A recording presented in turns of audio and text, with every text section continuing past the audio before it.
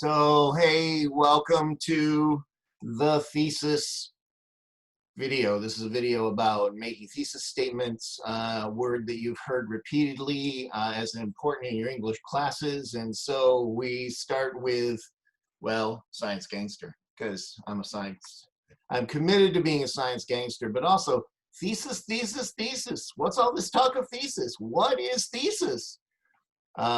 That's a sort of adaptation of a quote from one of the silliest episodes of the original Star Trek called Spock's Brain, where they're talking brain, brain, brain, thesis, thesis, thesis. So this is about thesis. So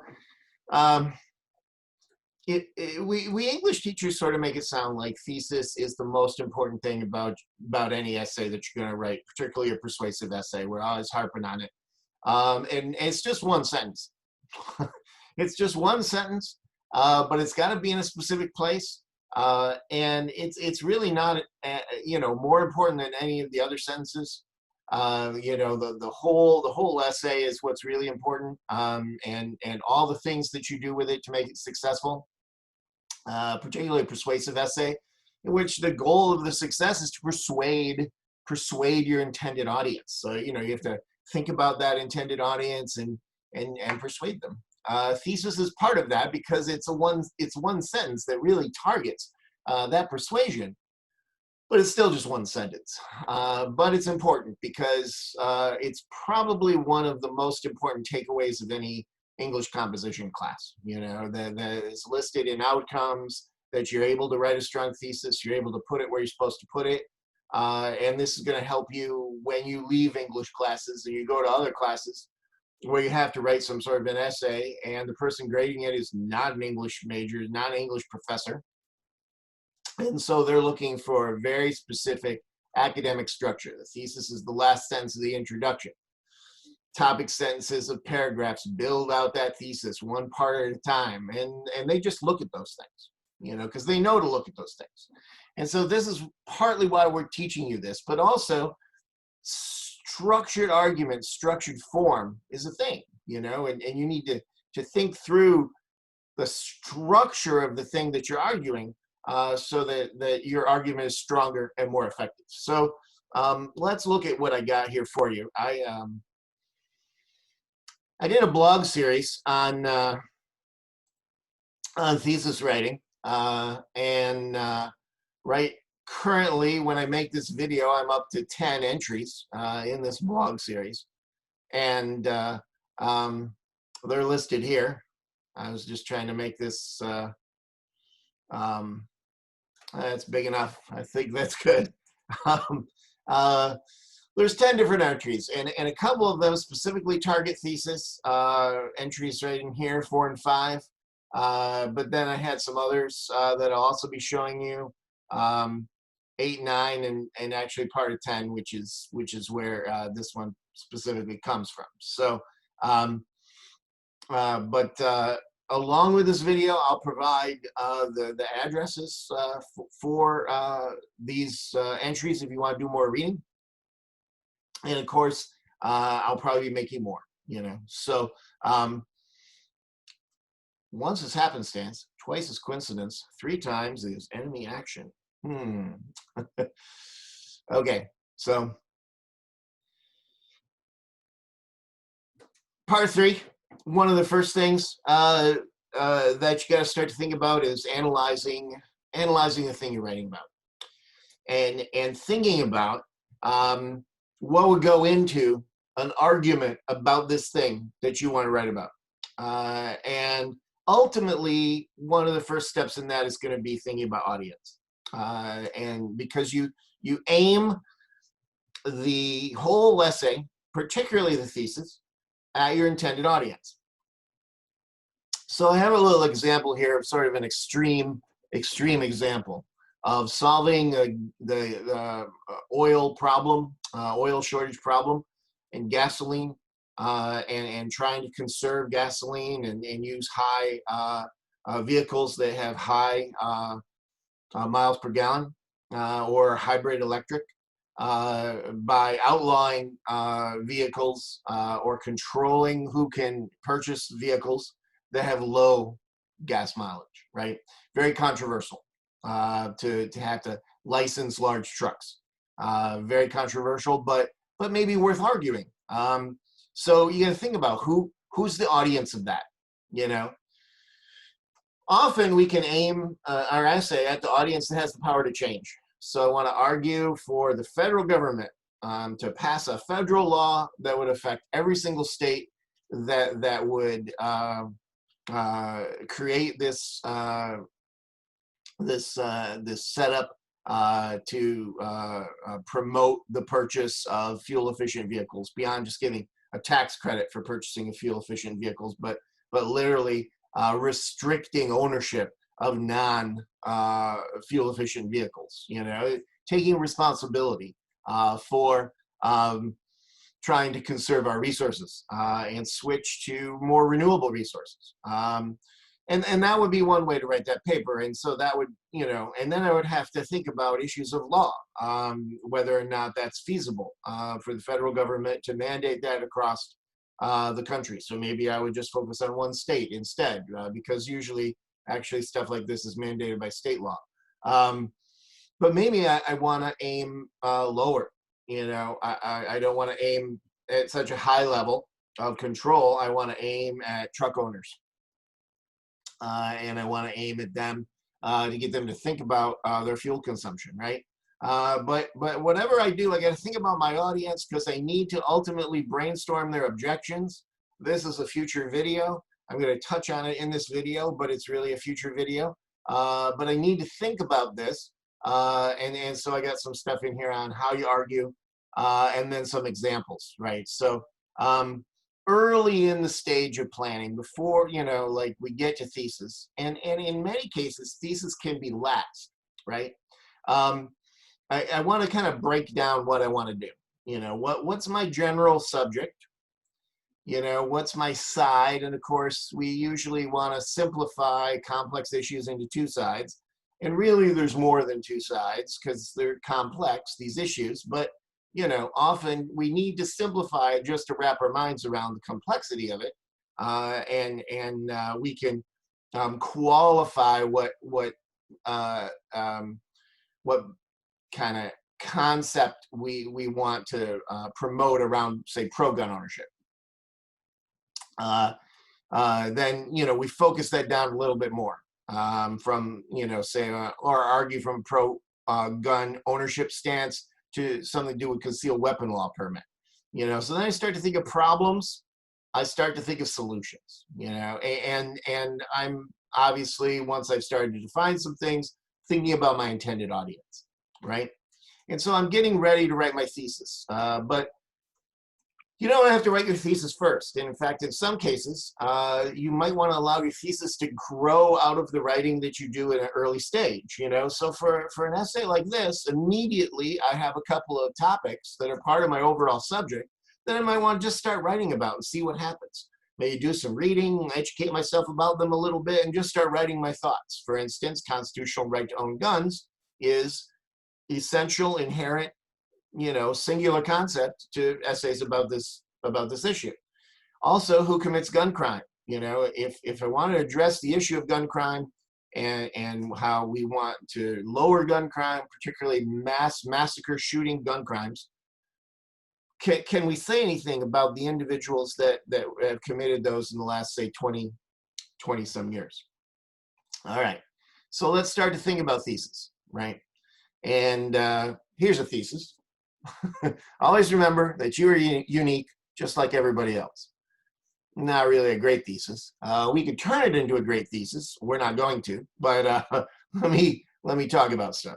So after years and years of teaching, and I've been teaching longer than most of my students have been alive, honestly, and I am what one of my favorite authors likes to call Ann Old. I mean, Ann Old. After years and years of this and trying to figure out how to address teaching students how to create a thesis and getting my students to do better with it than I ever did as an undergraduate, I came up with a formula, because ultimately we want you writing sophisticated thesis statements that aren't just setting up a 5-paragraph essay, and they're doing more. They're doing more sophisticated, complex job. They have depth. They might not be longer, they might be simpler, but they are complex. But before you can do that, you really have to understand what it is you're doing. And so we have to have a starting point to help students. And I came up with an idea that a formula is a really good starting point, because I can give you this formula that will help you to create a reasonably complex thesis statement, one that might not generate a 5-paragraph essay as a standard, and is a good starting place to evolve your thesis statement more, and future thesis statements as well. And I call this the because should thesis format. And so let's bang through this, and I'll come around to the formula. So first of all, thesis statements are required. You know, pretty much all essays that you write for college classes, you have to have some kind of a thesis statement. They take different forms based on what kind of purpose you have, but most of the time you're writing some sort of a persuasive essay that is promoting an argument, that's based on an opinion, that is a claim that you're trying to convince the reader. And so usually your thesis statements are going to be persuasive in nature. It's more than an attention-getting tool, which is why it's at the end and not the beginning of the introductory paragraph. I've seen many students try to put it at the beginning of the introductory paragraph, but that's a really risky thing to do because we don't have context for it yet. You have to establish context.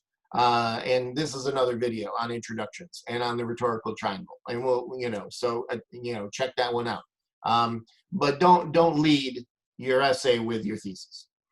Think of a thesis more like a court of law than a murder mystery, because often students want to make their essay into a murder. Well, they don't want to, but it ends up being what happens, where they don't really reveal the point. They don't really reveal the main idea until they get to the end, because they haven't figured out what the idea is until they get to the end.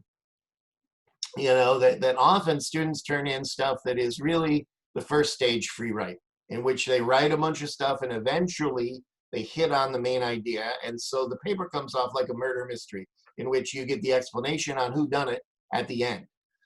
But we don't want that in an essay in an academic setting. In an academic setting, we want you to write what we call the deductive method of reasoning. And the deductive method of reasoning is one in which you put forth a claim and then you back up that claim with evidence and reasoning. And this is a lot like a court of law, because you wouldn't want a lawyer to come out and say, I'm not going to tell you whether my client is guilty or not guilty. I'm not going to tell you. I'm just going to talk about a lot of stuff and leave it to you to just sort of figure out what I mean. And ultimately you're going to be able to figure it out. You don't want that.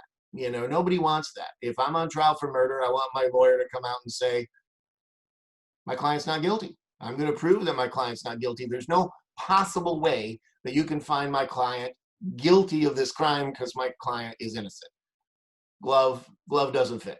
If the glove doesn't fit, you got to acquit. You got to acquit because the glove didn't fit.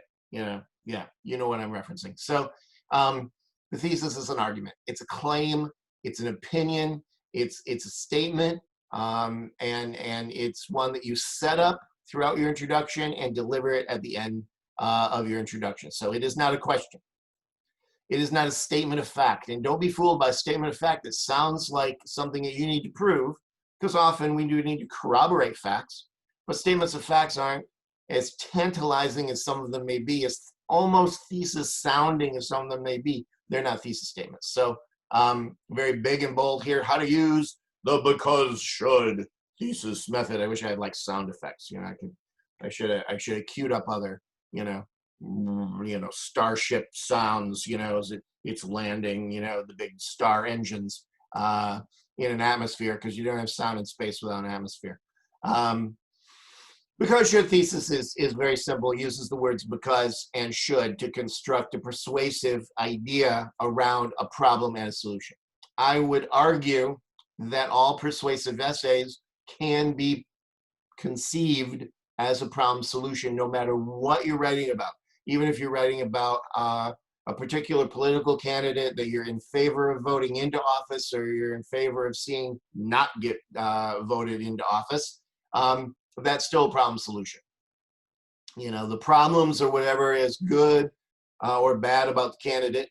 The solution is either being voted into office or not being voted into office. So everything really can be thought of as a problem solution, even if the problem and the solution is not immediately evident, right? And so the simplest form of the thesis, and why I phrased it this way, is, because of this problem, so-and-so, you gotta have somebody to do something, should do this thing to solve it, right? So there's reasons for the solution to be enacted, and there's someone that is called to action. That's your intended audience. And so that thesis has everything. But a lot of students are shy about using that thesis because somewhere in their education they were told to not start sentences with the word because. And this is one of these really stupid teacher rules that was invented simply to keep students from writing fragmented sentences in which you have just the because part and not the should part. If you have just the because part, you probably have a fragment because you haven't got to the verb yet. In this form, the because should form, should is the verb. So-and-so, a person, should do this thing. That's the sentence. The because part is the reason for that should to be there. And so, there's nothing wrong with starting a sentence with the word because, as long as you don't create a fragment with it. So you could flip it. You could say so-and-so should do this thing because of this problem. Now you notice I have X's and Y's, kind of like algebra, right? But they're meant to represent the parts. They're meant to represent the topics. And it's best to have more than 3 so that you're not constructing just the 5-paragraph essay unless your teacher has expressly asked you to construct the 5-paragraph essay. So I have some examples. Trust is the most important element in any marriage. Without trust, marriage may not survive. It's okay. It's obviously arguing for something. There's sort of a reason. There's an implied problem. But this is better. Because trust is the most important element in a marriage, both partners should work together in an open dialogue to nurture and maintain trust, even if it means attending couples therapy. I got a lot more stuff there. I got more reasons. I could have more reasons. When I give examples, they're always meant to be built on. They're always meant to be taught in an instructed session. So take this thesis. How can we improve on it? Why is trust the most important element in a marriage? Should we include that? How does an open dialogue nurture and maintain trust? Why is couples therapy an automatic solution to a marital problem? And so on, right? So we should always be critical in our thinking. And us English teachers are a little backwards in that we give instruction on creating thesis statements really early in the process, when really the best thesis statements are ones that come out of the writing process after you've done a bunch of writing, especially that previous method that I mentioned, in which the student writes out the whole thing until he or she gets to the main idea, and then discovers what that main idea is, and then rewrites the whole thing using that main idea. Usually that's not what students want to do. It's like, look, man, I did it. Look at all these sources I found. This is cool, man. It's like I spun gold. Now give me, dollar. Pay me up. Where's the money? So, other examples. The Vietnam War was useless. This is one of the first ones I ever got in the history of my teaching. And this was after, I'm not so old that the Vietnam War was going on when I started teaching, okay? This was after the Vietnam War. But let's try to change that into a because should thesis. Because the Vietnam War had great loss of life, wasted resources, ultimate failure, the Vietnam War should be reassessed historically. Better. Improved. Still could be improved. Gun crimes take a great many innocent lives unnecessarily. Because gun crimes are so rampant in our country and criminals don't care where they are when they commit gun crimes, states should change the laws restricting concealed weapon permits. Now, this is very directed at a particular audience, but the audience is still broad. You might want to make it, my state, whatever state you happen to be in. And maybe these reasons are too abstract. Gun crimes are rampant, like how? In our country, what country? Criminals don't care where they are when they commit gun crimes. What does that mean? What does that have to do with, what is that referencing?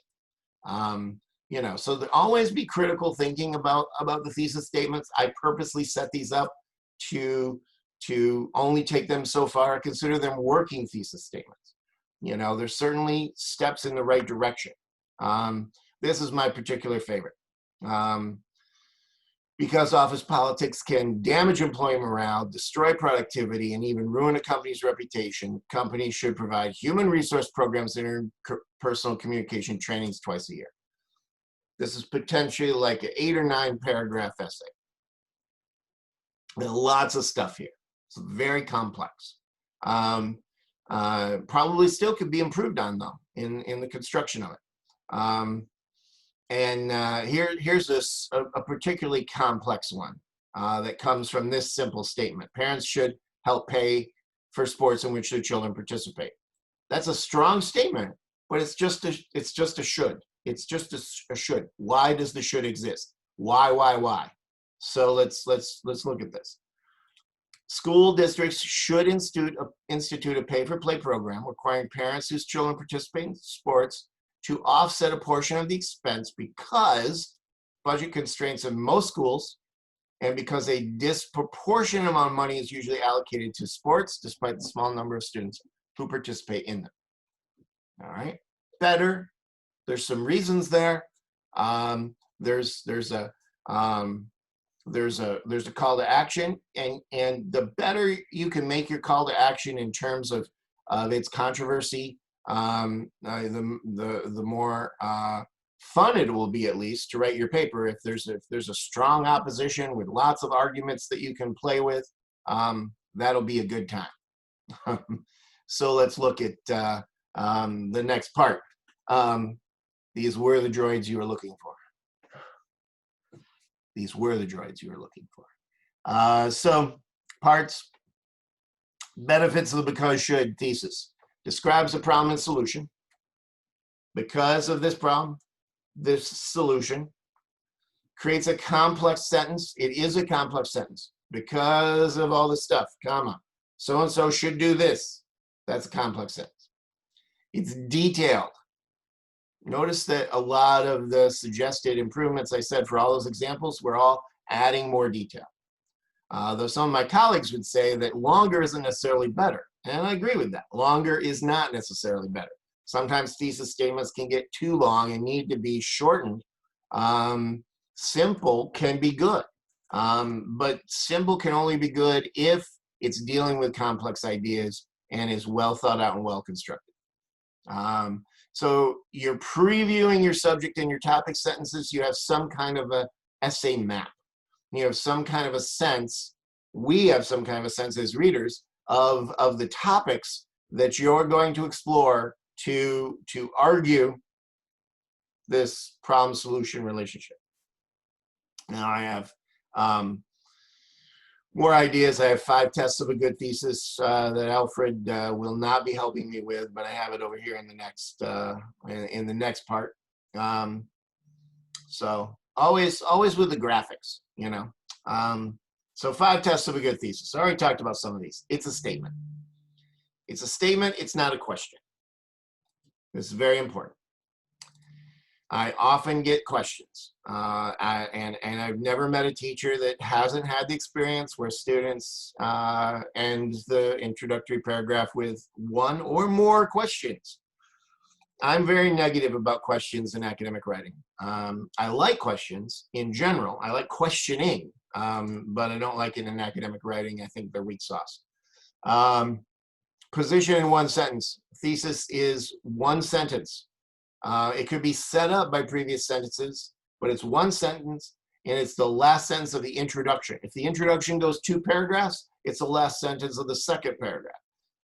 But it is the last sentence before you launch into the body of the essay. And then, why? Why? Why?